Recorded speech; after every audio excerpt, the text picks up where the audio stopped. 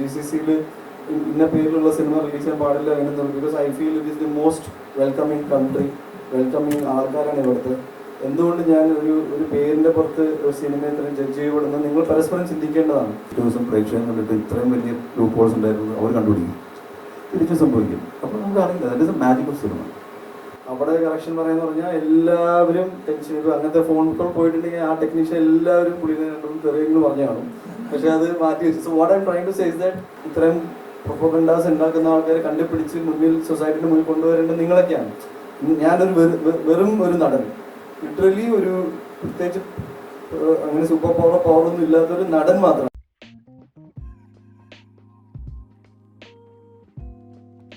എല്ലാവർക്കും നമസ്കാരം. പുണ്യ പറഞ്ഞത് തന്നെയാണ്.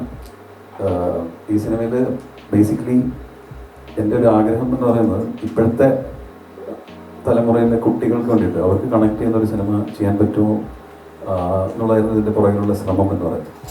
അപ്പം ഇപ്പോഴത്തെ കുട്ടികളെന്ന് പറഞ്ഞാൽ അവർ കൂടുതൽ ടെക്സേവിയാണ്, കൂടുതൽ ഫാസ്റ്റായിട്ടുള്ള ത്രിൽസുള്ള കഥകൾ ഇഷ്ടപ്പെടുന്ന ആൾക്കാരാണ്.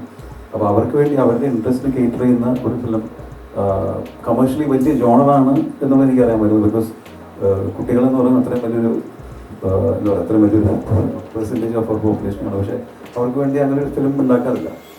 അപ്പോൾ ഇതിൻ്റെ ശ്രമം അതായിരുന്നു. At the same time it can be enjoyed by all age groups, all people. പക്ഷേ ഇത് ഇപ്പോൾ നമ്മൾ കേരളത്തിൽ മാത്രമാണ് ഇത് റിലീസ് ചെയ്തിട്ടുള്ളത്. നാളെ മുതലാണ്, ഇന്ന് മുതലാണ് ആക്ച്വലി വേൾഡ് വൈഡും ഔട്ട്സൈഡ് കേരളയിൽ റിലീസ് ചെയ്യുന്നത്. അപ്പോൾ കേരളത്തിലെ തിയേറ്ററുകളിൽ കുട്ടികളും കുടുംബങ്ങളും ചെറുപ്പക്കാരും എല്ലാവരും ഒരുപോലെ ആസ്വദിക്കുന്നു, ചിരിക്കുന്നു, നമ്മൾ ഉദ്ദേശിച്ച ഇമോഷൻസോട് റെസ്പോണ്ട് ചെയ്യുന്നു. സോ വളരെ സന്തോഷമായിരിക്കുന്ന ഒരു സാഹചര്യത്തിലാണ് നിങ്ങളെ കാണുന്നത്. Thank you.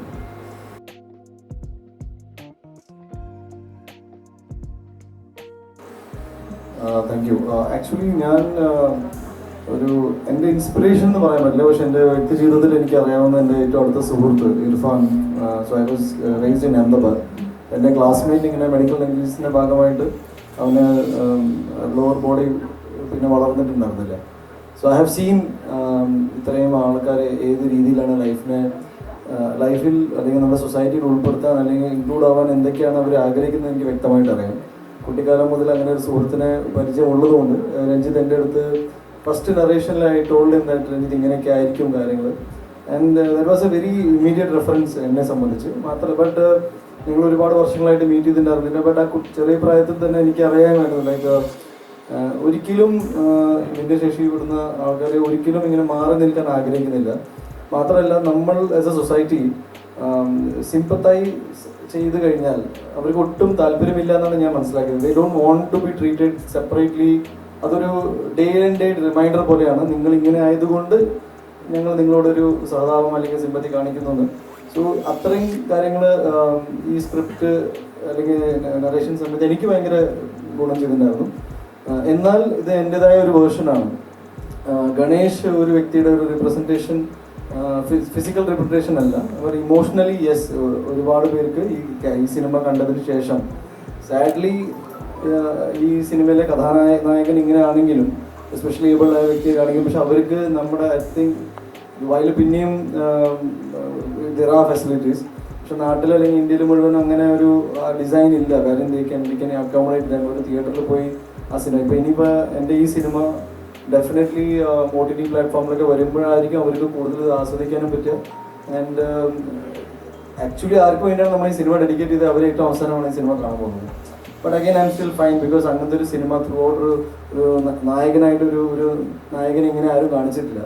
വന്ന സിനിമകളിലെല്ലാം എപ്പോഴും ഒരു പാത്തോ വേർഷൻ ഉണ്ടാവും. This is more of a real life super hero എന്ന രീതിയിൽ തന്നെയാണ് കാണിച്ചേക്കുന്നത്. ഈ സൂപ്പർ ഹീറോ എന്ന് പറയുമ്പോഴും it's not flying and all, അങ്ങനത്തെ ഒരു സൂപ്പർ ഹീറോ അല്ല. ഒരു ഇമോഷണലി ഒരു വ്യക്തി എന്തൊക്കെ ചെയ്യാൻ പറ്റും, ഏത് ലെവലിലെ ഒരു ലവ് അവൻ്റെ ലിമിറ്റേഷൻസ് ക്രോസ് ചെയ്തിട്ട് ഒരു അവസ്ഥ ഉണ്ടല്ലോ, ആ സെൻസിൽ എല്ലാവരും സൂപ്പർ ഹീറോ ആണെന്നാണ് നമ്മൾ ഈ സിനിമയിലൂടെ പറയാൻ ആഗ്രഹിച്ചത്. That's my take.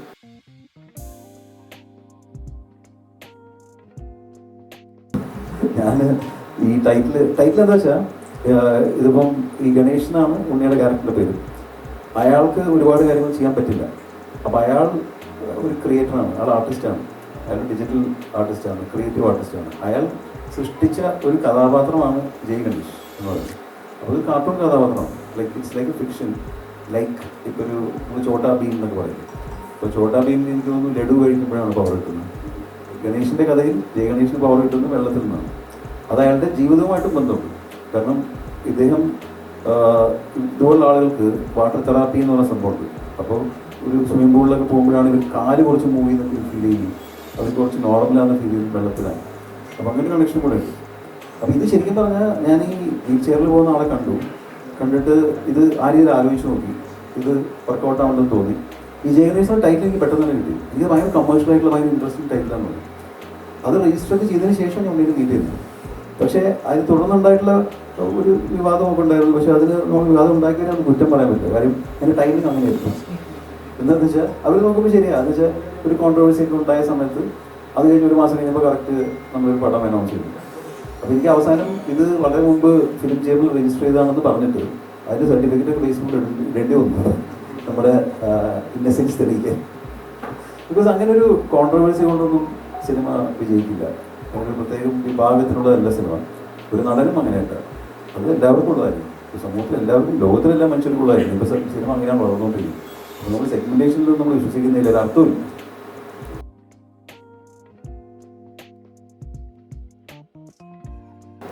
അതായത് നമ്മളൊരു കോമ്പറ്റീഷൻ ഓഫ്കോഴ്സ് ഉണ്ടെങ്കിൽ പോലും ഈ പറഞ്ഞ 3 സിനിമകളും ടോട്ടലി ഡിഫറെൻ്റ് ആയിട്ടുള്ള 3 സിനിമകളാണ്. അപ്പം നമ്മുടെ പഴയ വിഷുക്കാലത്തും ഓണക്കാലത്തൊക്കെ 4-5 സിനിമകൾ വന്ന് 5 വിജയിച്ചൊരു കാലഘട്ടമുണ്ട്. അപ്പോൾ നമ്മളെ സംബന്ധിച്ച് നമ്മുടെ ഒരു ഓഡിയൻസും ഡിഫറെൻ്റ് ആണ് എന്നുള്ളത് തന്നെ ഏറ്റവും ബേസിക്കലി ഇത് ഒരു കുട്ടികൾക്കും ഫാമിലികൾക്കും ഒരു വെക്കേഷൻ സമയത്ത് വന്ന് കാണാൻ പറ്റുന്ന ഒരു ഫിലിം. അപ്പോൾ അതുകൊണ്ട് തന്നെ ഈ ഡേറ്റ് ഭയങ്കര ഐഡിയൽ ആയിരുന്നു. പിന്നെ ഈ ഡേറ്റൊക്കെ നമ്മൾ തീരുമാനിക്കുന്നത് കുറേ മുന്നേ ഡിസംബറിലൊക്കെ തീരുമാനിക്കുന്നത്. അപ്പോൾ എനിക്ക് തോന്നുന്നു ആടുജീവിതം കൂടെ ഉണ്ടായിരുന്നു ഈ ഡേറ്റ്. അപ്പം ഏത് സിനിമ കൂടെ ഉണ്ടെന്ന് ആലോചിച്ചിട്ട് നമുക്ക് ഡേറ്റ് ഫിക്സ് ചെയ്യാൻ പറ്റില്ല. കാരണം അതൊക്കെ മാറി മറിഞ്ഞൊക്കെ വരാം. പിന്നെ ultimately I believe there is a destiny to a film. നമുക്ക് അതിൽ നിന്ന് രക്ഷപ്പെടാനൊന്നും പറ്റില്ല. അപ്പോൾ നമ്മളൊക്കെ പരിപാടി ചെയ്യാം and hope for the best. പക്ഷെ 2024 എടുത്ത് നോക്കുമ്പോൾ മലയാള സിനിമ ഇറങ്ങുന്നതെല്ലാം പാൻ ഇന്ത്യ ലെവലിൽ ശ്രദ്ധിക്കപ്പെടുന്നു.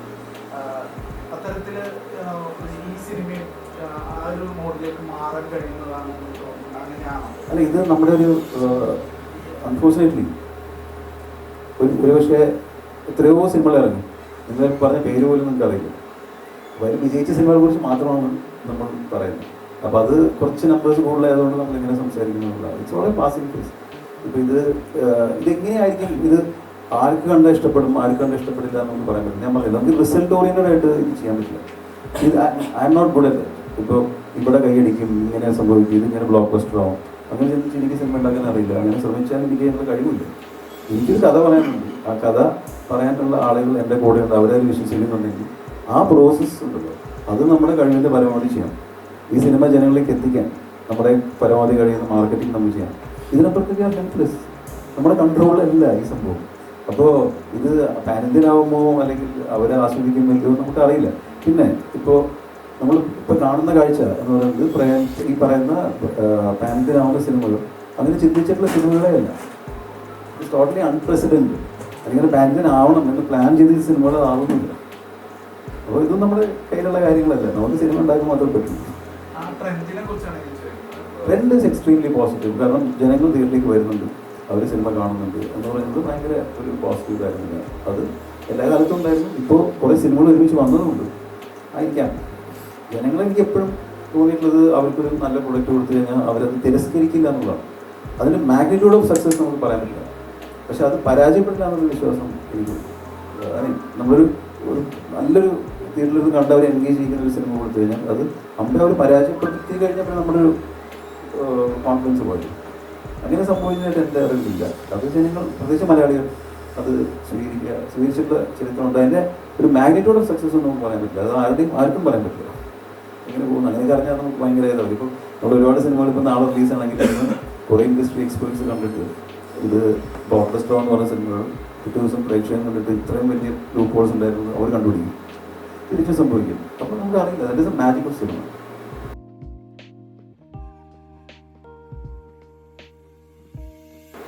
എന്നെക്കുറിച്ച് സംസാരിക്കാൻ എല്ലാവർക്കും താല്പര്യം ഉണ്ടാവുമെന്ന് ഞാൻ വിശ്വസിക്കുന്നു. എന്ന് മാത്രം വിശ്വസിക്കാനേ പറ്റുള്ളൂ. പിന്നെ ഫ്രീ ആയിട്ട് ആരും പ്രൊമോട്ട് ചെയ്ത് തന്നിട്ടില്ല ഇതുവരെ. ഞാൻ പ്രൊഡ്യൂസർ ആയതുകൊണ്ട് എനിക്ക് അതിൻ്റെ കണക്കുകൾ അറിയാം കൃത്യമായിട്ട്. പിന്നെ ഡീഗ്രേഡിങ് ആൻഡ് സോ കോൾ ഇങ്ങനെ നിങ്ങൾ പറയുന്ന പോലെ ഇതെൻ്റെ കൺട്രോളിലല്ല. ബേസിക്കലി ഇതൊരു ഫ്രീ സ്പേസിൽ നടക്കുന്ന ഒരുപാട് കാര്യങ്ങളാണ്. ചിലതന്നെ ഞാൻ ഒരു മനുഷ്യനായതുകൊണ്ട് കുറേ കാര്യങ്ങൾ എന്നെ ബാധിക്കും. ഈ അടുത്തായിട്ട് അതൊന്നും എന്നെ എഫക്റ്റ് ചെയ്യാൻ പാടില്ല എന്ന് ഞാൻ എന്നോട് പറഞ്ഞുകൊണ്ടിരിക്കുകയാണ്. എൻ്റെ കൺട്രോളുള്ള കാര്യം പറഞ്ഞാൽ രഞ്ജിത്ത് പറഞ്ഞ പോലെ ഒരു നല്ല കഥ തിരഞ്ഞെടുക്കാൻ നോക്കുക. അതിൽ മാക്സിമം ഇപ്പോൾ എന്നോട് ചോദിക്കുകയാണ് ജയഗണേഷ് എന്ന സിനിമയ്ക്ക് വേണ്ടി ഉണ്ണി 100% കൊടുത്തിട്ടുണ്ടെന്ന് പറഞ്ഞാൽ യെസ്, എനിക്ക് ഒരു സംശയമില്ലാതെ പറയാം. യെസ്, 100% കൊടുത്തില്ല. സിനിമയെക്കുറിച്ചുള്ള കോൺട്രവേഴ്സീസ് എന്തായിരുന്നു ചോദിച്ചാൽ നിങ്ങൾക്ക് അറിയാം. പക്ഷെ ആ സിനിമ റിലീസായി കഴിഞ്ഞു. അതിൽ ഒരു വിഭാഗത്തിന് വേണ്ടിയിട്ടോ അല്ലെങ്കിൽ ഒരു മതത്തെ സപ്പോർട്ട് ചെയ്തിട്ടോ അല്ലെങ്കിൽ ഒരു പൊളിറ്റിക്കൽ പാർട്ടിനെ സപ്പോർട്ട് ചെയ്തിട്ടോ എന്തെങ്കിലും ഒരു ഡയലോഗ് പോലും ഉണ്ടെങ്കിൽ ഞാൻ നാളെ പരിപാടി അവസാനിക്കും. അപ്പം ഞാൻ മനസ്സിലാക്കിയതെന്ന് വെച്ചാൽ ഒരു മേ ബി ഞാൻ ഈ ട്രെൻഡ് എന്ന് പറഞ്ഞില്ല, ഇപ്പോൾ സിനിമ എല്ലാവരും തിയേറ്ററിൽ വരുന്നുണ്ട്. ഈ കഴിഞ്ഞ കുറച്ച് ദിവസങ്ങളായിട്ട് ഉണ്ണിമുന്ന് കുറച്ച് ട്രെൻഡിലാണ്. എന്നെക്കുറിച്ച് പറഞ്ഞ രസമുണ്ടെന്ന് പറഞ്ഞാൽ എല്ലാവരും അങ്ങോട്ടും ഇങ്ങോട്ടും സംസാരിക്കുന്നു എന്നല്ലാതെ കുറേ വലിയ വലിയ മീഡിയ ഹൗസസ് സംസാരിക്കാറുണ്ട്. മണിക്കൂറോളം എന്നെക്കുറിച്ച് ഷോസ് നടത്താറുണ്ട്. ഞാൻ എന്നെ ഇരുന്ന് കേൾക്കും. ബിക്കോസ് ഞാൻ എന്നെക്കുറിച്ച് ഒരുപാട് കാര്യങ്ങൾ ഇല്ലാത്ത കാര്യങ്ങൾ കേട്ടുകൊണ്ടിരിക്കുകയാണ്. So basically it's just more of a phase. എൻ്റെ കരിയറിൽ ഞാൻ അല്ലെങ്കിൽ ഒരു നടൻ ഒരിക്കലും ഫേസ് ചെയ്യാൻ പാടില്ലാത്ത ഒരു അനുഭവം എന്ന് മാത്രമേ. ചിലപ്പോൾ എൻ്റെ സിനിമ പോസിറ്റീവായിട്ട് എഫക്റ്റ് ചെയ്യുന്നുണ്ടാവും, ചിലപ്പോൾ നെഗറ്റീവായിട്ട് എഫക്റ്റ് ചെയ്യുന്നുണ്ടാവും. ഇതൊന്നും എൻ്റെ കൺട്രോൾ ഇല്ലാത്തത് കൊണ്ട് ഞാനൊന്നും ചെയ്യാറില്ല. എൻ്റെ കൺട്രോൾ നല്ല. ഇപ്പോൾ രഞ്ജിത് ശങ്കർ എൻ്റെ അടുത്തൊരു കഥ പറഞ്ഞു. എനിക്കിത് ഭയങ്കര ജെന്യുവനായിട്ട് കഥയെ തോന്നിയപ്പോൾ ഞാനത് എൻ്റെ പിന്നെ വ്യക്തി ജീവിതത്തിൽ എനിക്കൊരു അനുഭവമുണ്ട്. മാക്സിമം ഒരു നടന് ഇത്രയേ ഉള്ളൂ, ഒരു എക്സ്പീരിയൻസസും പിന്നെ ചാലഞ്ച് ഏറ്റെടുക്കാനുള്ളൊരു ആറ്റിറ്റ്യൂഡ്. ഈ രണ്ടും നമ്മൾ കയ്യിലുള്ളതുകൊണ്ട് ഈ സിനിമ ചെയ്യാമെന്ന് തീരുമാനിച്ചു. കൂടുതൽ നന്നാക്കി ചെയ്യാൻ വേണ്ടിയിട്ടാണ് രഞ്ജിത്ത് പിന്നെ പറഞ്ഞാൽ പ്രൊഡ്യൂസ് ചെയ്യാറ്. ബിക്കോസ് ക്വാളിറ്റി കൺട്രോൾ ഉണ്ടാവും. You see the quality of this film is top notch. ഇതിനുശേഷം പിന്നെ ഞാൻ എന്താ വിചാരിച്ചു, എൻ്റെ സിനിമ ഏറ്റവും നല്ല രീതിയിൽ ഞാൻ പ്രൊമോട്ട് ചെയ്യണം. ഞാൻ ഇറങ്ങി പ്രൊമോട്ട് ചെയ്യാൻ വിശ്വസിക്കുന്ന ഒരാളാണ്. ഇപ്പോൾ നിങ്ങളെല്ലാവരും ബിസിയാണ്. ഈ കൂട്ടത്തിൽ എൻ്റെ സിനിമ ഉണ്ടെന്ന് പറയുമ്പോൾ നിങ്ങൾ പറഞ്ഞ പോലെ കോമ്പറ്റീഷന് വലിയ സിനിമകളുണ്ട്. ഞാൻ എൻ്റെ സിനിമയെ വലുതാക്കുന്നത് അതിൻ്റെ ആശയമായ എന്ന രീതിയിൽ ബജറ്റ് ഒരിക്കലും സിനിമയെ വലുതാക്കാറില്ല. ഇപ്പോൾ വലിയ വലിയ ബജറ്റിൽ ഇറങ്ങുന്ന സിനിമകളും ഈ പറഞ്ഞ പോലെ ഡെസ്റ്റിനി എന്താണെന്ന് അറിയില്ല. But the idea is more important എന്ന് വിശ്വസിച്ച് മുന്നോട്ട് പോകാൻ ആഗ്രഹിക്കുന്ന ഒരാളാണ് ഞാൻ. ഔട്ട്സൈഡ് കൺട്രോൾ ഇല്ലാത്ത കാര്യങ്ങളെക്കുറിച്ച് ഒരു പരിധിക്ക് അപ്പുറത്ത് എനിക്കൊന്നും ചെയ്യാൻ പറ്റില്ല. ഞാൻ ആൾക്കാരെ പരസ്പരം സംസാരിച്ചിട്ട് ഒരു പോയിന്റിലെത്തും. ഇപ്പോൾ ഈ സിനിമ റിലീസായല്ലോ, ഇത്രയും വലിയ കോൺട്രവേഴ്സി ഉണ്ടാക്കേണ്ട സിനിമയാണ്. 7 ദിവസമായി, ഇപ്പോൾ ഇത് 8-9 ദിവസമാണ്. ഇപ്പോൾ GCC റിലീസ് ഉണ്ട്. പിന്നെ GCCയിൽ ഇന്ന പേരിലുള്ള സിനിമ റിലീസ് ചെയ്യാൻ പാടില്ല അങ്ങനെ. Because I feel it is the most welcoming country, welcoming ആൾക്കാരാണ് ഇവിടുത്തെ. എന്തുകൊണ്ട് ഞാൻ ഒരു പേരിൻ്റെ പുറത്ത് ഒരു സിനിമ ഇത്രയും ജഡ്ജ് ചെയ്യപ്പെടുന്നത് നിങ്ങൾ പരസ്പരം ചിന്തിക്കേണ്ടതാണ്. ഇത്രയും പ്രൊപ്പഗൻഡാസ് ഉണ്ടാക്കുന്ന ആൾക്കാരെ കണ്ടുപിടിച്ച് മുന്നിൽ സൊസൈറ്റിയുടെ മുന്നിൽ കൊണ്ടുവരേണ്ടത് നിങ്ങളൊക്കെയാണ്. ഞാനൊരു വെറും ഒരു നടൻ, ലിറ്ററലി ഒരു പ്രത്യേകിച്ച് അങ്ങനെ സൂപ്പർ പവറൊന്നും ഇല്ലാത്തൊരു നടൻ മാത്രമാണ്. ഒരു നടൻ ഇത്ര ഇമ്പോർട്ടൻസ് കൊടുക്കുന്നത് എന്തിനാണെന്ന് മാത്രം എനിക്ക് മനസ്സിലാവുന്നില്ല. My duty is to just act and perform. എൻ്റെ ആക്ടിങ്ങിനെ കുറിച്ചോ അല്ലെങ്കിൽ എൻ്റെ ചോയ്സ് ഓഫ് സിനിമയെക്കുറിച്ചോ നിങ്ങൾക്ക് പരാമർശിക്കാം, നല്ലത് ചീത്ത പറയാം, സിനിമ റിവ്യൂ ചെയ്യാം, സിനിമയെക്കുറിച്ച് സംസാരിക്കാം. വ്യക്തി ജീവിതത്തിൽ പോയിട്ട് എൻ്റെ ഇഷ്ടങ്ങളെക്കുറിച്ചൊക്കെ സംസാരിച്ച് അതൊരു വിവാദമാക്കി മാറ്റി അവസാനം സിനിമ റിലീസായതിനു ശേഷം 8 ദിവസമായി ഞാൻ അന്ന് റിലീസ് തൊട്ട് ഞാൻ വെയിറ്റ് ചെയ്യായിരുന്നു. ആരെങ്കിലും ഒരാൾ എൻ്റെ അടുത്ത് വന്ന് കണ്ടില്ല ഇങ്ങനെ നിങ്ങളുടെ പ്രൊപ്പഗൻഡ ഞങ്ങൾ പിടിച്ചോണ്ട്, അങ്ങനെയൊന്നും ഉണ്ടായിട്ടില്ല. So it's just it's a phase that I have to go through. കുറച്ച് കഴിഞ്ഞാൽ വേറൊരു ഉണ്ണിമൂന്നിനെ കണ്ടുപിടിക്കും, അതിലേക്ക് പോകും. നോക്കോ ഒരു ഐ തിങ്ക് 2 more days. എന്നെക്കാളും മുന്നേ ഇതിന് ഞാൻ പൊളിറ്റിക്കൽ നിലപാടുകൾ ഏതാണ് എടുത്തതെന്ന് എനിക്കറിയില്ല. നിങ്ങൾ ഏതെങ്കിലും ചൂണ്ടിക്കാണിച്ചാൽ അതിനെക്കുറിച്ച് വ്യക്തമായിട്ട് മറുപടി പറയാം. ഇനിയല്ല, പൊളിറ്റിക്കൽ റാലീസിലും പൊളിറ്റിക്കൽ പാർട്ടിയുമായിട്ട് കൂടെ നിൽക്കുന്ന സൂപ്പർ താരങ്ങൾ വരെ ഉണ്ട്. ഉണ്ണിമുഖൻ ആദ്യമായിട്ടാണ് ഞാൻ എന്ത് പറഞ്ഞെന്ന് എനിക്കറിയില്ല. ഞാൻ ആകെ ഈ കോൺട്രവേഴ്സിയിൽ പെട്ടത് ഇന്ത്യൻ പ്രധാനമന്ത്രി കാണാൻ വിളിച്ചപ്പോൾ ഞാൻ പോയി. നിങ്ങളെ വിളിച്ചാൽ നിങ്ങളും പോകും. നിങ്ങൾക്ക് ആ പാർട്ടിയുമായിട്ടും അല്ലെങ്കിൽ വ്യക്തിയുമായിട്ട് താല്പര്യം നിങ്ങൾക്ക് പോകേണ്ടി വരും. ഇപ്പോൾ വിളിച്ച ആൾ പ്രധാനമന്ത്രിയാണ്. സെക്കൻഡ്, ഞാൻ ഒരു രീതിയിലും ഒരു സ്ഥലത്തും ഒരു പൊളിറ്റിക്കൽ സ്റ്റേറ്റും പറഞ്ഞിട്ടില്ല. നിങ്ങൾക്ക് വേണമെങ്കിൽ യു ക്യാൻ സ്കൗട്ട് എനിവേ. പക്ഷെ ഞാൻ വേറെ കാര്യം പറയാം. പൊളിറ്റിക്കൽ സ്റ്റേറ്റ്മെൻറ്റ് പറഞ്ഞ ആൾക്കാരും പൊളിറ്റിക്കൽ പാർട്ടിയുമായിട്ട് സൗഹൃദമുള്ള ആൾക്കാരും അത്ര നടന്മാരുണ്ടെങ്കിൽ നിങ്ങൾക്ക് അവരുടെ പേരിപ്പോൾ എടുക്കാൻ പറ്റുമോ? പറ്റില്ല. ബിക്കോസ് നിങ്ങൾക്ക് അത്ര വലിയ വലിയ ആൾക്കാരുമായിട്ട് ഏറ്റുമുട്ടാൻ ആർക്കും പറ്റില്ല. ഒരു ഉണ്ണിമൂന്നിനെ കിട്ടി, ഉണ്ണിമൂന്നിന് ചോദിക്കുന്ന ചോദ്യങ്ങൾക്ക് മറുപടി തരുന്നുണ്ട്. ഇതെല്ലാം കേൾക്കാനും രസമുണ്ട്. അതിങ്ങനെ കേട്ട് കോൺട്രവേഴ്സി ആവുന്നുണ്ട്. ഞാനും പിന്നെ ഓക്കെ, നിങ്ങളൊരു ചോദ്യം ചോദിച്ചു, ഞാൻ നിങ്ങൾക്ക് തരുന്ന മര്യാദയാണ്. I can duck it. പക്ഷെ ഞാനത് അവോയ്ഡ് ചെയ്യുന്നത് വെച്ചാൽ എൻ്റെ ഭാഗത്ത് ന്യായമുണ്ട്, ഞാൻ പറയുന്നത് ശരിയാണെന്ന് എനിക്ക് നല്ല പൂർണ്ണമായ ഒരു ബോധ്യമുണ്ട്. ഞാൻ ഇതൊരു പൊളിറ്റിക്കൽ സ്റ്റേറ്റ്മെൻറ്റ്, ഒരു പൊളിറ്റിക്കൽ പാർട്ടിക്ക് റാലിയിലോ അല്ലെങ്കിൽ ഒരു ഇലക്ഷൻ സമയമല്ലേ, എത്ര നടന്മാർ പോയിട്ടുണ്ട്, നമുക്ക് വേണമെങ്കിൽ അങ്ങോട്ട് പറയാം. പക്ഷെ ഇതൊരു ഡിസ്കഷനായി മാറുന്നതിന് എന്തുകൊണ്ടാണെന്ന് എനിക്കറിയില്ല. പിന്നെ ഇങ്ങനത്തെ ചോദ്യങ്ങൾ ഇപ്പൊ നാളത്തെ ഇന്റർവ്യൂയുടെ ഏറ്റവും വലിയ ഇപ്പൊ ഈ ഇന്റർവ്യൂ ഉണ്ട്, ഇതിന്റെ ഇപ്പൊ ഹൈ പോയിന്റ് ഈ പറഞ്ഞ വർത്തമാനം മാത്രമേ ഉണ്ടാവും, എന്റെ സിനിമയുടെ ടോക്ക് ഉണ്ടാവില്ല. അത് ഇതൊക്കെ നിങ്ങൾ തന്നെയാണ് പഠിപ്പിച്ചേട്ടോ. മീഡിയ ഞാൻ തിരിച്ചു, പക്ഷെ ഞാൻ നോക്കാം നാളെ.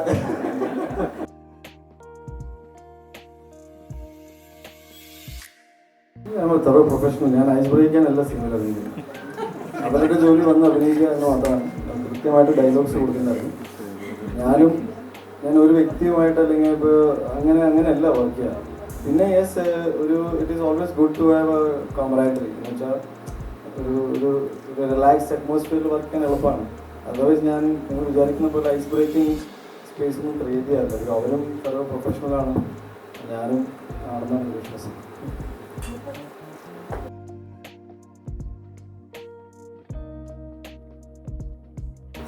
ഐ ഫീൽ ഞാനൊരു സിനിമ അപ്രോച്ച് ചെയ്യുന്നത് ഞാൻ ഒരു കഷ്ടപ്പാട് അനുഭവിച്ചു എന്ന് പറയാൻ ആഗ്രഹിക്കുന്നില്ല. Because the day I heard and agreed, എനിക്ക് അറിയാമായിരുന്നു ഞാൻ ഇങ്ങനെയൊക്കെ എന്തെങ്കിലുമൊക്കെ രീതിയിൽ എഫേർട്ട് എടുക്കേണ്ടി വരും. അതൊരു കഷ്ടപ്പാടല്ല, അതൊരു എക്സ്പീരിയൻസ് ആണ് എന്നെ സംബന്ധിച്ച്. ബിക്കോസ് ഇനി അതൊരിക്കലും ചെയ്യേണ്ടി വരില്ല. ഞാൻ സുമേധ അങ്ങനത്തെ ഒരു അവസ്ഥയിൽ ഞാൻ പോകാൻ ആഗ്രഹിക്കുന്നില്ല. So it is not something that അയ്യോ ഭയങ്കര ബുദ്ധിമുട്ടായിരുന്നു എന്ന രീതിയിലാണ് ഞാൻ കാണുന്നത്. അത് വല്ലാത്തൊരു അനുഭവമായിരുന്നു. അത് എൻ്റെ ലൈഫിനെ, ഞാൻ ഈ സിനിമയ്ക്ക് ശേഷം ഞാനിപ്പോൾ 12 വർഷമായി സിനിമയിൽ അഭിനയിക്കുന്നു. You don't every day say that ഒരു സിനിമ ചെയ്തതുകൊണ്ട് ഒരു വ്യക്തി എന്ന നിലയിൽ എന്നിൽ മാറ്റമുണ്ടായെന്ന് ഞാൻ പറഞ്ഞിട്ടില്ല. ഞാൻ ഈ സിനിമയ്ക്ക് ശേഷം പറഞ്ഞത് എന്തുകൊണ്ടാണെന്ന് വെച്ചാൽ ജെനുവിൻലി എനിക്ക് തോന്നി ഞാൻ എത്രത്തോളം ബ്ലെസ്ഡ് ആണെന്നും നമ്മൾ എത്രത്തോളം ബ്ലെസ്ഡ് ആണെന്നും. ഒരു സിനിമ ചെയ്യേണ്ടി വന്നു എനിക്ക് ലൈഫിൻ്റെ ഈ സമൂഹത്തിൽ ഇത്രയും ഇൻഫ്ലുവൻസ് ആയി നിൽക്കുന്ന ഇപ്പോൾ സ്പെഷ്യലി ഏബിൾഡ് ആൾക്കാരാണ് എൻ്റെ achieve so much in life. പക്ഷെ ഞാനൊരു സിനിമ ചെയ്തപ്പോഴാണ് റിയലൈസ് ചെയ്തത് ഞാൻ ഇവരുടെ ഒരു മിസ്സിങ് ഫീൽ ചെയ്തില്ല. എനിക്ക് എൻ്റെ ലൈഫിൽ ഞാൻ മുന്നിൽ കൂടെ നടന്നു പോയ ആൾക്കാരെ ഞാൻ ശ്രദ്ധിച്ചിട്ടില്ല, അവരുടെ പേഴ്സ്പെക്റ്റീവ് എനിക്ക് അറിയില്ല. And this movie help me that way. ഞാൻ കുറച്ചും കൂടി എംപത്തറ്റിക് ആണ് ലൈഫിന്. ഇപ്പം ഞാൻ പറഞ്ഞില്ല, ഇപ്പം ഞാൻ ഇരയായി എന്ന രീതിയിലാണുള്ള ആ ചോദ്യം വന്നത്. എനിക്ക് ഒന്നുമില്ല, ബിക്കോസ് ലൈഫിൽ എല്ലാം ഓക്കെ ആണെന്ന് ഞാൻ വിശ്വസിക്കാൻ നോക്കി. ബിക്കോസ് എൻ്റെ കൈയും കാലും എൻ്റെ ശരീരം ഓക്കെ ആകാത്തോളം എല്ലാം ഓക്കെ ആണ്. പിന്നെ ഈ ചില്ലറ കോൺട്രവേഴ്സിയും കാര്യങ്ങളൊന്നും ബാധിക്കുന്നില്ല. അതേപോലെ തന്നെ സക്സസും ഫെയിലിയർ ഹാൻഡിൽ ചെയ്യാനുള്ളൊരു പക്വത, ഇത് എല്ലാം ഒരു ഒരു കഥാപാത്രത്തിൻ്റെ ഇമ്പാക്റ്റ് ആട്ടോ. So I have to be very honest and I told him സിനിമ റിലീസ് മുന്നേ അറിഞ്ഞത് thank you for the film, because അതിൻ്റെ മുകളിൽ പിന്നെ ഒന്നുമില്ല. Sometimes you have to think that way എന്ന് എനിക്ക് തോന്നിയിട്ടുണ്ട്. പിന്നെ yes, I won't say it was easy, പക്ഷേ it was an hell of an experience. ഒരുപാട് സന്തോഷമുണ്ട് ഇത്രയും ഒരു സിനിമ ചെയ്യാൻ സാധിച്ചതും. ഈ സിനിമ, ഈ കഥാപാത്രം എല്ലാവരെയും ഇൻസ്പയർ ചെയ്തു അല്ലെങ്കിൽ മോട്ടിവേറ്റ് ചെയ്തു എന്നൊക്കെ ഫീഡ്ബാക്കുകൾ വരുമ്പോൾ ഞാനത് കേൾക്കാൻ വേണ്ടി തന്നെയാണ് ഈ സിനിമ ചെയ്തത്. ഈ സിനിമ എല്ലാ ഏജ് ഗ്രൂപ്പിനെ ടാർഗറ്റ് ചെയ്തിട്ടുള്ള സിനിമയാണ്. അതുകൊണ്ട് തന്നെ April 11 ഇപ്പോൾ ഈ സമയം മോസ്റ്റ് എന്താ പറയുക ആപ്റ്റ് ഒരു സിനിമയ്ക്ക് റിലീസ്. വലിയ സിനിമകൾ, ചെറിയ സിനിമകളല്ല. ഇറ്റ് ഈസ് ദാറ്റ് ഒരു സിനിമയ്ക്ക് മിനിമം എന്ത് ചെയ്ത് കൊടുക്കാൻ പറ്റും അത് ചെയ്യാൻ നമ്മൾ ശ്രമിച്ചിട്ടുണ്ടായിരുന്നു. എൻ്റെ ആഗ്രഹം വലിയ കാര്യങ്ങൾ ചെയ്യായിരുന്നു. അപ്പോൾ എൻ്റെ കപ്പാസിറ്റിയുടെ ഉള്ളിൽ നിന്നിട്ട് I think I have done a very good film which I am very proud of. നിങ്ങളും ഇനി വരാൻ പോകുന്ന ദിവസങ്ങൾ ഇവിടെ കാണുമ്പോൾ you will understand what I am trying to resonate. Irfan ഇല്ല, ഇർഫാൻ ഇനി 19 മുതലാണ് കാണാൻ പോകുന്നത്. Because Gujarat and rest of India is ഉണ്ട്. ഞാനിപ്പോൾ അവന് പോസ്റ്റർ അയച്ചു കൊടുത്ത് വന്നു.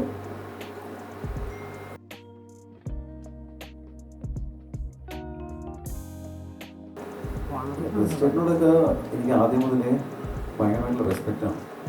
Like that is entirely different kind of school of film making. ഞാൻ കുറേ കൂടെ ഇത് ഒരു ടീം എഫേർട്ട് എന്ന രീതിയിലാണ് ഞാനിതിനെ കാണുന്നത്. ഞാൻ ഇനി വരുന്നു, so I take his point of view, ഒരു സിനിമോട്ടോഗ്രാഫർ വരുന്ന എൻ്റെ പോയിന്റ് ഓഫ് വ്യൂ. ഇപ്പോൾ പാസഞ്ചർ എന്ന സിനിമ ചെയ്യുമ്പോൾ എനിക്ക് അറിയാമായിരുന്ന കാര്യം എനിക്കൊന്നും അറിയില്ല എന്നുള്ളതാണ്. ഇപ്പോഴും സത്യസന്ധമായി അത് തന്നെയാണ് ഞാൻ വിശ്വസിക്കുന്നത്. കാരണം അത് എത്ര കാലം കഴിഞ്ഞാൽ അങ്ങനെ തന്നെ ആയിരിക്കും. ഒരു സിനിമേനെ അങ്ങനെ സമീപിക്കുന്നതാണ് എനിക്കിഷ്ടം. അതായത് അത് എങ്ങനെ മേക്ക് ചെയ്യും, ഇപ്പോൾ ഈ കഥ എങ്ങനെ മേക്ക് ചെയ്യും എനിക്ക് അറിയില്ല. എങ്ങനെയാണ് ഇപ്പോൾ സണ്ണി എന്ന് പറയുന്ന സിനിമ ഞാൻ ചെയ്തു, അതെങ്ങനെ മേക്ക് ചെയ്യുന്നത് നമുക്ക് അറിയില്ല. എന്നുവെച്ചാൽ അങ്ങനെ സിനിമ ആരും ചെയ്തിട്ടില്ല, എന്നാലേ നമുക്കത് പറയാൻ പറ്റില്ല. എല്ലാ സിനിമയും അങ്ങനെയാണെന്നില്ല, ഞാൻ ചെയ്ത മിക്കവാറും സിനിമകളാണ് അങ്ങനെ. അപ്പോൾ അതുകൊണ്ട് തന്നെ റെഫറൻസ് പോയിന്റ് ഒന്നുമില്ല. ഇപ്പോൾ ഈ ഇത് ഒരു വീൽ ചെയറിൽ ഒരു ഹീറോ, ഒരു കമേഴ്ഷ്യൽ ഫിലിം ഞാൻ കണ്ടിട്ടില്ല ഒരു ഭാഷയിലും, എൻ്റെ അറിവിൽ, പരിമിതമായ അറിവിൽ. അപ്പോൾ ഇതിന് റെഫറൻസ് പോയിന്റ് നമുക്കത് കണ്ട് നോക്കി ചെയ്യാൻ പറ്റില്ല, ഇത് പഠിച്ച് ചെയ്യാൻ പറ്റില്ല. അപ്പോൾ നമുക്ക് എക്സ്പെക്ട് ചെയ്യാൻ പറ്റുന്നത് നമുക്കൊരു നല്ല ടീം ഉണ്ടാക്കാൻ നോക്കുക, ആ ടീമിനെ ഇൻവോൾവ് ചെയ്യാൻ ശ്രമിക്കുക. എനിക്ക് തോന്നിയിട്ടുള്ള ഒരു സംവിധായകന് വേണ്ട ഏറ്റവും ഇമ്പോർട്ടൻ്റ് ഓർഗൻ എന്നുള്ളത് ചെയ്യുകയാണ്. അപ്പോൾ ഒരാൾ പറയുന്നത് കേൾക്കുകയും അത് ശരിയാണെങ്കിൽ അവസാന നിമിഷം വരെ നമ്മൾ ഉൾപ്പെടുത്താൻ തയ്യാറാവുകയും, അത് ശരിയല്ലെങ്കിൽ അയാളെ വേദനിപ്പിക്കാതെ പറഞ്ഞ് മനസ്സിലാക്കാൻ നമുക്ക് പറ്റും. ആ രീതിയിൽ അവർ ഇൻവോൾവ് ചെയ്യിപ്പിച്ചാൽ മാത്രമേ അവർ കൂടുതൽ സജഷൻ തരിക. എനിക്കിത് ഭയങ്കര ക്രിയേറ്റീവായിട്ടൊരു പ്രോസസ്സാണ്. അതായത് ഇപ്പോൾ എഴുത്ത് അതൊരു സ്റ്റെപ്പ് ലെവൽ മാത്രമാണ്. എഴുതിയ ഒരു സ്ക്രിപ്റ്റ് അതുപോലെ ഷൂട്ട് ചെയ്ത് അതുപോലെ എഡിറ്റ് ചെയ്ത് അതുപോലെ മ്യൂസിക് ചെയ്ത് വെച്ചിട്ടുണ്ടെങ്കിൽ ഭയങ്കര എനിക്കൊരു മെക്കാനിക്കൽ പ്രോസസ്സ്. അങ്ങനെ ചെയ്യുന്ന ആൾക്കാരുണ്ട്. എനിക്ക് എഴുതിയിട്ടുള്ള സ്ക്രിപ്റ്റ് ഷൂട്ടിംഗ് സെറ്റിൽ പോകുമ്പോൾ മൊത്തത്തിൽ മാറാറുണ്ട്, അത് എഡിറ്റിംഗ് ലെവലിൽ ടോട്ടലി മാറാറുണ്ട്. ഇത് മ്യൂസിക് വരുമ്പോൾ സ്ക്രിപ്റ്റ് മാറാറുണ്ട്. ഞാൻ മ്യൂസിക് കൊണ്ട് എൻഹാൻസ് ചെയ്യുന്നില്ല പറയുന്നത്, സ്ക്രിപ്റ്റ് മാറാറുണ്ട്, മിക്സിംഗ് സ്റ്റൈൽസ് മാറാറുണ്ട്. എനിക്ക് ഓർമ്മയുള്ളത് ഈ സിനിമയിൽ ഫൈനൽ മിക്സിംഗ് കഴിഞ്ഞു, എനിക്ക് പോലും അറിയില്ല. ഞാൻ ക്യൂബിൽ പോയിട്ട് സിനിമ കണ്ടു, ഓക്കെ എന്ന് പറഞ്ഞു. ചോദിച്ചപ്പോൾ സാധനം എനിക്ക് ശരിയാവുന്നില്ല, എനിക്കത് എന്തെങ്കിലും ഫിക്സ് ചെയ്യണം. ഇപ്പോൾ സമയമില്ല, അത് ഞായറാഴ്ചയാണ്, ചില ആൾക്കാർ അവൈലബിൾ അല്ല, ഓക്കെ ആണെന്ന് വെച്ചിരുന്നു. എനിക്കത് രാത്രി ഒന്നും ഉറങ്ങാൻ പറ്റില്ല. അപ്പോൾ രാവിലെ എഴുന്നേറ്റ് ഒരു ചോദിക്കുകയാണ്. അപ്പോൾ ചോദിച്ചപ്പോൾ ഓക്കെ ആണെന്ന് പറഞ്ഞു. പിറ്റേ ദിവസം ഈ പറഞ്ഞ പോലെ ഞാൻ ജിമ്മിൽ പോയി ഒരു ത്രെഡ്മില്ലിൽ ഓടിക്കൊണ്ടിരിക്കുന്ന സമയം ഇപ്പോൾ 10 മണി, ഇപ്പോൾ സമയമുണ്ട് ഒരു പരിപാടി ചെയ്യാൻ പറ്റുന്നു. ഞാൻ ത്രെഡ്മില്ലിൽ ഇറങ്ങി ഓടി, ഞാൻ ക്യൂബിൽ വിളിച്ച് ക്യൂബിൽ പോയി ഐ മേഡ് എ ചേഞ്ച്. അത് സ്ക്രിപ്റ്റ് ചേഞ്ചാണ്, സിനിമ റിലീസ് ചെയ്ത് 2 ദിവസം ചെയ്യുന്നതാണ് ആക്ച്വലി. അപ്പോൾ ഞാൻ ആ പ്രോസസ്സിൽ വിശ്വസിക്കുന്നതാണ്. പിന്നെ ഇതൊക്കെ ശരിയായോ എന്നുള്ളത് നമുക്ക് സിനിമ ഇറങ്ങിയിട്ട് പ്രേക്ഷകർ പറയുമ്പോൾ അറിയാൻ പറ്റും. പക്ഷേ അപ്പം ശരി എന്ന് തോന്നുന്നു ചെയ്യുക, ആ ചെയ്യാനുള്ളൊരു കോൺഫിഡൻസ് നമുക്കുണ്ടാവുക, ആ കൺട്രോൾ നമുക്കുണ്ടാവുക. ഇത് രണ്ടും എനിക്ക് ഭയങ്കര ഇമ്പോർട്ടൻ്റ് ആണ്.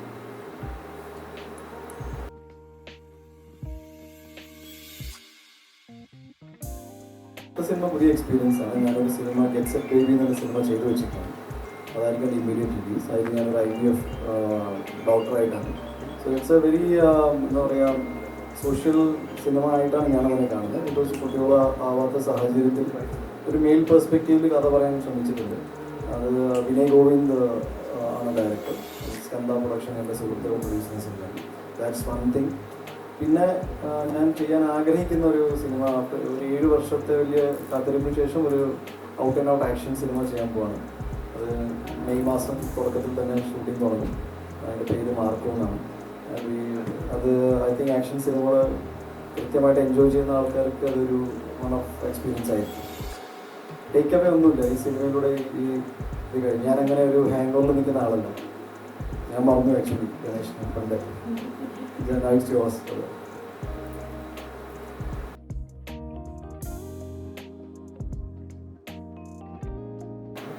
റയാൻ ഇന്നത്തെ ജനറേഷനിൽ കൂടെ gen z is very smart and ഭയങ്കര റെസ്പെക്ട്ഫുൾ ആയിട്ട് സംസാരിക്കുന്ന ഒരു മോനാണ്. അവൻ്റെ ടേക്ക് അവേ റയാൻ്റെ ഭാഗത്ത് മാത്രമല്ല, ഇന്നത്തെ ഇൻ ജനറൽ. ഇപ്പോൾ ഞാൻ മാളകപ്പുറം എന്ന സിനിമയിൽ 2 കുട്ടികളുണ്ടായിരുന്നു, ജയഗണേഷിനൊരു മോനുണ്ട്. ഓൾവേസ് ഫെൽറ്റ് ദാറ്റ് കുട്ടികളോടൊപ്പം വർക്ക് ചെയ്യുമ്പോൾ ഒരു ഭയങ്കര സ്പോണ്ടാനിറ്റി എക്സ്പീരിയൻസ് ചെയ്യാൻ പറ്റാറുണ്ട്. ഭയങ്കര ജെനുവിനായ ചില റിയാക്ഷനുകൾ വരാറുണ്ട്. And their approach towards work ഭയങ്കര ഡിഫറെൻറ്റ്. എനിക്ക് വളരെ ഷോർട്ട് അറ്റൻഷൻ സ്പാൻ വളരെ കുറവായിരിക്കും കുട്ടികൾക്ക്.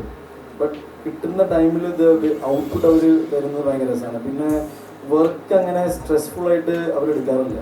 ഞാനിപ്പോൾ ചില സമയത്ത് ഇന്ന സീനാണ് അല്ലെങ്കിൽ ഇന്നതാണെന്ന് പറഞ്ഞിട്ട് ചില സമയത്ത് സ്ട്രെസ്ഡ് ആവാറുണ്ടായിരുന്നു. പക്ഷേ ഞാൻ റയാനെ നോക്കുമ്പോൾ എന്നെ ഡെഫിനറ്റ്ലി അവന് വർക്ക് എക്സ്പീരിയൻസ് ഇല്ല, അവൻ ചെറിയ ആഡ് ഫിലിം ചെയ്ത ആളാണ്.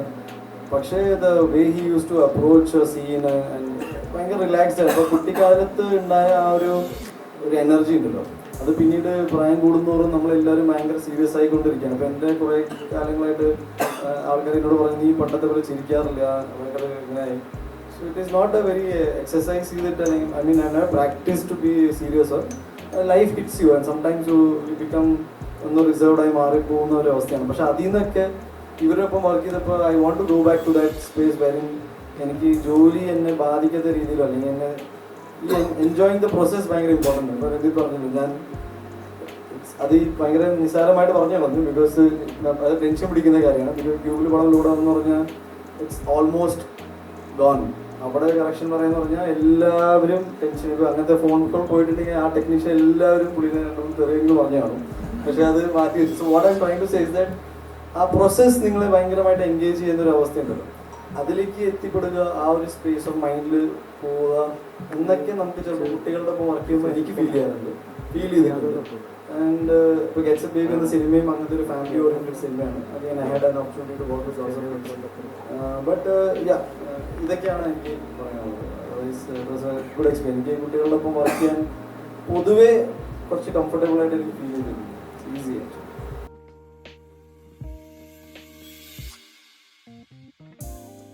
എനിക്ക് മൾട്ടിപ്പിൾ ടാസ്കിങ് ചെയ്യാൻ ഭയങ്കര ഇഷ്ടമാണ്.